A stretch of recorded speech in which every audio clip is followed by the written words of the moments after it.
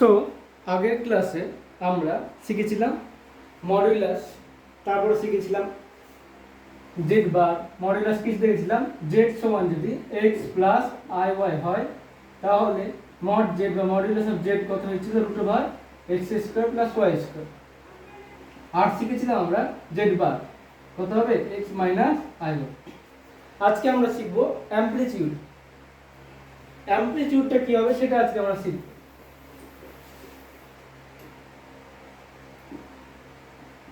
Amplitude, ওকে। Amplitude জিনিসটা কি সেটা আমরা আজকে শিখব।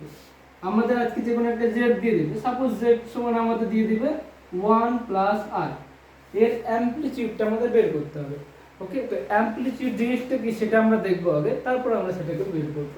সো অ্যামপ্লিটিউড জিনিসটা কি?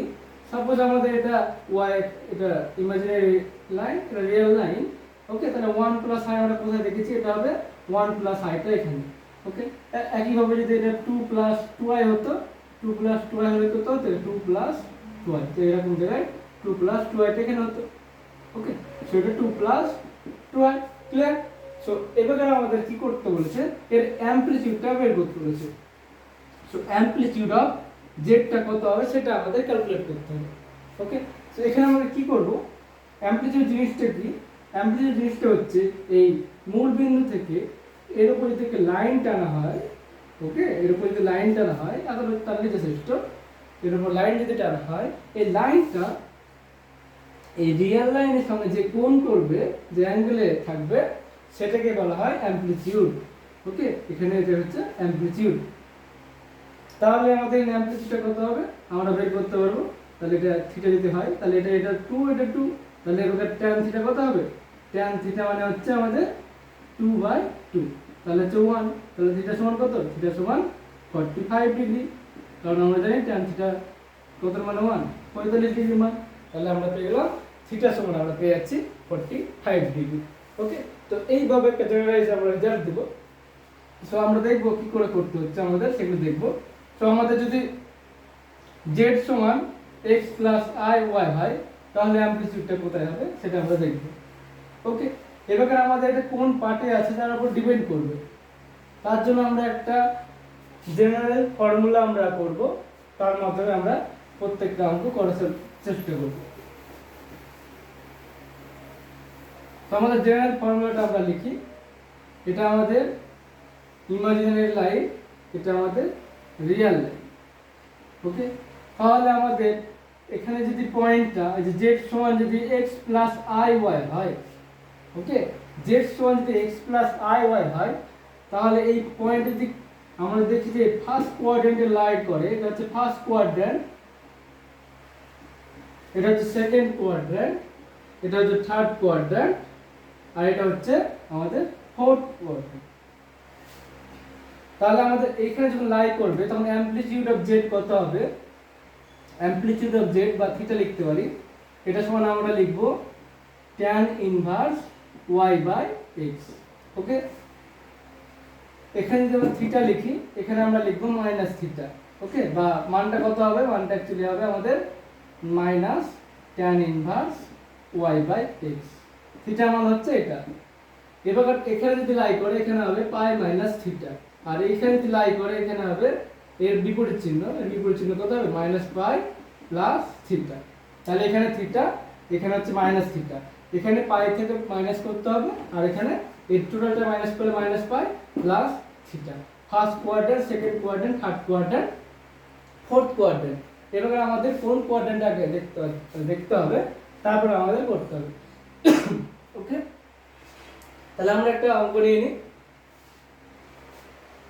আমরা একটা অঙ্ক নিয়েছি z সমান সাপোজ আমাদের 2 প্লাস 2i নিয়ে নিচ্ছি, 2 প্লাস 2 রুট 3i নিয়ে নিচ্ছি, ওকে।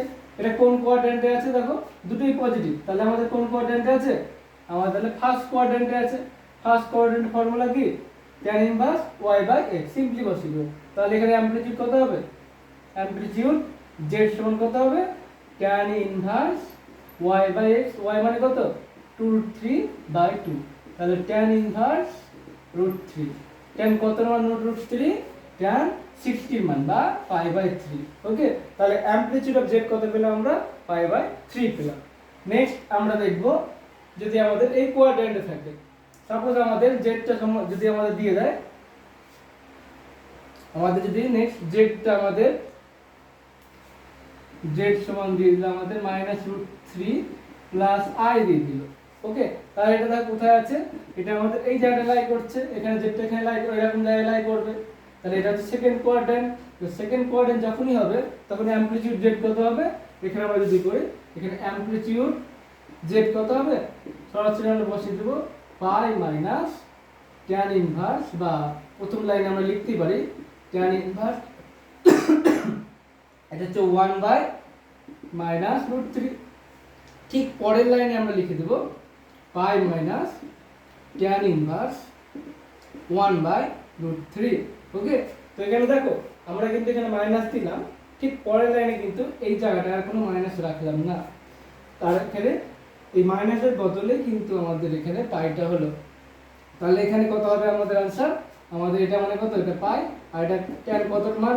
1/√3, tan 30 এর মান, তাহলে tan π/6, তাহলে আমাদের आंसर হবে 5π/6 আমাদের आंसर হয়ে যাবে। I hope clear. আমরা এরপর দেখব আরেকটা নিয়ে নিচ্ছি। এখন যদি আমরা z সমান আমরা নিয়ে নিই, z সমান সাপোজ আমরা নিয়ে নিচ্ছি √3 -√3 তখন কত হবে? তখন অ্যামপ্লিটিউড z কত হবে? tan ইনভার্স -√3 বসিয়ে দিলাম। এবার কোন পদে আছে আমাদের? আমাদের আছে এই কোয়াড্র্যান্টে। এই কোয়াড্র্যান্ট কত হয়? -π প্লাস θ, তাহলে কত হবে আমাদের आंसर? -π প্লাস tan ইনভার্স, এই মাইনাস মাইনাস গুলো কিন্তু উঠে যাবে, √3/√3, তাহলে -π প্লাস tan ইনভার্স 1, tan কত মান 1, π/4 এর মান 1, তাহলে আমাদের आंसर কত হচ্ছে? -3π/4 হয়ে যাচ্ছে আমাদের आंसर। এখন যদি আমাদের ফোর্থ কোয়াড্র্যান্টে লাই করে, এই কোয়াড্র্যান্টে যদি লাই করে তখন কি হবে? -θ হবে। তো ফোর্থ কোয়াড্র্যান্টে যদি লাই করে তখন কি করব আমরা?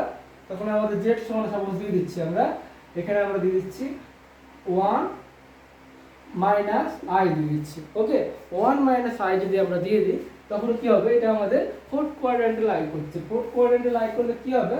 এখানে অ্যামপ্লিটিউড z কত হবে? tan ইনভার্স y/x, y মান -1/1। এটা আমাদের কি আছে? আমাদের ফর্মুলা জানি, ফোর্থ কোয়াড্র্যান্টে লাই করে সরাসরি -θ লিখব। সো মাইনাস tan ইনভার্স 1/1 লিখব।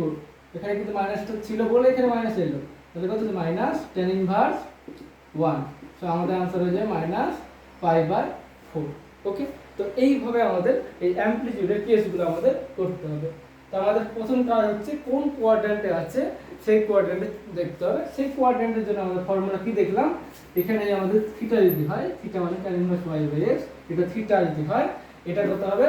এটা আচ্ছা, এটা যদি থিটা হয় এটা হবে -θ, আর এটা কত হবে? এটা হবে পাই থেকে মাইনাস করতে, পাই মাইনাস θ, আর এটা বিপরীত কত? মাইনাস দিয়ে গুণ করলে -π প্লাস θ। শুধুমাত্র এই ফর্মুলাটা মনে রাখলে যে কোনো অঙ্ক আমরা এই অ্যামপ্লিটিউডে আমরা করতে পারবো। ওকে, তারপর এরপর আমরা দেখব মডুলাস অ্যামপ্লিটিউডের ফর্মটা কি করে দেখব, সেটা কিভাবে করতে হয় সেটা দেখব। Modulus amplitude form, modulus amplitude form একসঙ্গে দুটোই করতে হয়। অ্যামপ্লিটিউড ফর্ম এটা খুব ইম্পর্টেন্ট, এটা আমাদের জেনারেলি এক্সামে খুব দেয় এটা। তো আমাদের মডুলাস অ্যামপ্লিটিউড একসঙ্গে করতে হবে। আমাদের যে কোনো একটা কমপ্লেক্স নাম্বার দিয়ে দিবে, সেটাকে বলবে মডুলাস অ্যামপ্লিটিউডের আকারে প্রকাশ করবে, বা মডুলাস বাংলাতে লেখা হয় মডুলাস অ্যামপ্লিটিউড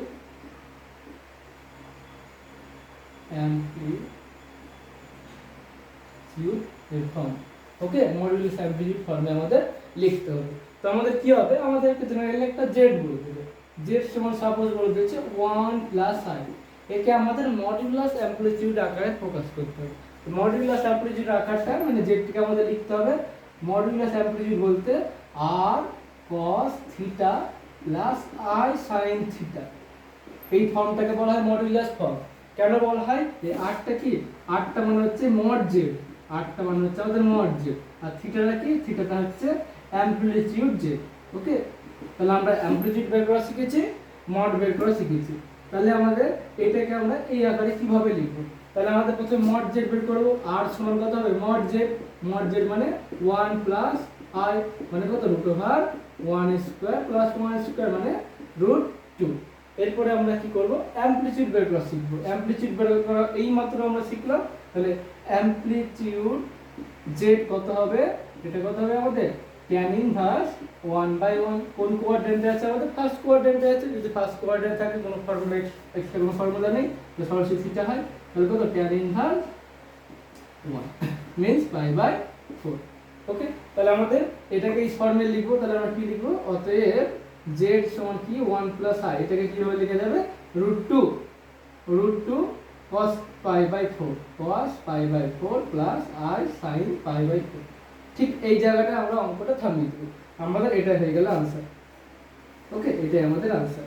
এখন চেক করে নেব যদি আমাদের মনে হয় তো 1 প্লাস i টা কি এর মধ্যে আসছে? cos π/4 মানে কত?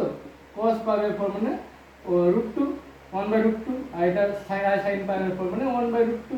তো গুণ করে দেখো √2 কেটে যাচ্ছে, 1 প্লাস i আসছে, সেম আসছে। তাহলে আমরা ঠিকই করেছি অঙ্কটা। তাহলে আমাদের মডুলাস অ্যামপ্লিটিউড কে যদি বলা হয়, এই ফর্মটাকে বলা হয় মডুলাস অ্যামপ্লিটিউড ফর্ম।